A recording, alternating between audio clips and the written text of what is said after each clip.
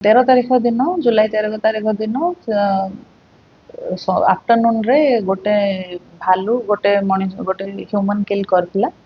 ଆଉ ତାପରେ ତାର ବଡିକୁ ଆମେ ମାନେ ଯୋଉ ହ୍ୟୁମାନ ର ବଡିକୁ ପୋଷ୍ଟମର୍ଟମ ସବୁ କରାହେଇଥିଲା।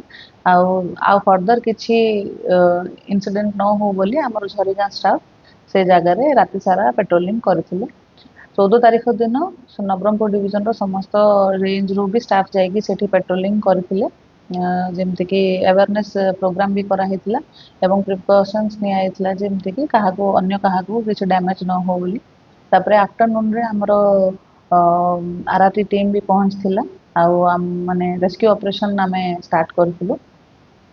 ଆଉ ରେସ୍କ୍ୟୁ ଅପରେସନ ବେଳେ ଆମ ସହିତ ଭେଟେନାରୀ ଅଫିସର ଆଉ ପୋଲିସ ସମସ୍ତେ ଥିଲେ ମବ୍ କଣ୍ଟ୍ରୋଲ କରିବା ପାଇଁକି ବୋଲି। ଆଉ ତାପରେ ରେସ୍କ୍ୟୁ କରି ସାରିଲା ପରେ ଆମେ ଯେତେ ତାକୁ ଆମର ଝରିଗାଁର ସେଣ୍ଟ୍ରାଲ ନର୍ସରୀକୁ ନେଇକି ଯାଇଥିଲୁ ଚେକଅପ୍ କରିବା ପାଇଁ। ଆଉ ଭେଟେନାରୀ ଅଫିସର ସେଠି ଚେକ୍ କରିଲା ପରେ ତାକୁ ଡେଥ୍ ବୋଲି ଡିକ୍ଲେୟାର କରିଥିଲେ। ଆଜି ତାର ପୋଷ୍ଟମର୍ଟମ କରାହେଇଥିଲା ଏବଂ ପୋଷ୍ଟମର୍ଟମ ରିପୋର୍ଟ ଆସିଲା ପରେ କଜ୍ ଅଫ୍ ଡେଥ୍ଟା କନଫର୍ମ କରାଯିବ।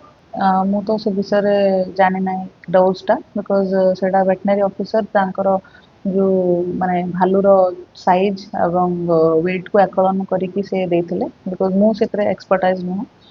ଆଉ ଆମକୁ ହାୟର ଅଫିସିଆଲ୍ସଠୁ କିଛି ଅର୍ଡର୍ସ ନଥିଲା ଟ୍ରାଙ୍କୁଲାଇଜେସନ ପାଇଁ। କିନ୍ତୁ ଯେହେତୁ ସିଚୁଏସନ ବହୁତ ହି ଖରାପ ଥିଲା ସେ ବହୁତ ହି ଭାଇଲେଣ୍ଟ ଥିଲା ଭାଲୁ ତ ସେଲ୍ଫ ଡିଫେନ୍ସ ପାଇଁ ମେ ବି ସେ ଆକ୍ସନ ନିଆ ହେଇଥିଲା ଅନ୍ ଦ ସ୍ପଟ। ଦାୟୀ ତ ମେ ବି ମାନେ ଦାୟୀ ତ ମୁଁ କାହାକୁ କହିପାରିବିନି। ୱାନ୍ସ ଭେଟେନାରୀର ପୋଷ୍ଟମର୍ଟମ ରିପୋର୍ଟ ଆସିଲା ପରେ ହିଁ ଆମେ କନଫର୍ମ କିଛି କହିପାରିବୁ। ତାର ବିଶ୍ରା ଗୁଡାକୁ କଲେକ୍ସନ କରାହେଇଛି ସେଟାକୁ ଓୟୁଟିବି ଆମେ ପଠାଇବୁ ମାନେ ୱାନ୍ସ ଆମର ଅର୍ଡର ହେଲା ପରେ। ଆଉ ତାପରେ ହିଁ ଆମେ କିଛି ଆକ୍ସନ ନେଇପାରିବୁ ଯଦି ଆମର ତରଫରୁ ବି କାହାର ଭୁଲ ଥିବ।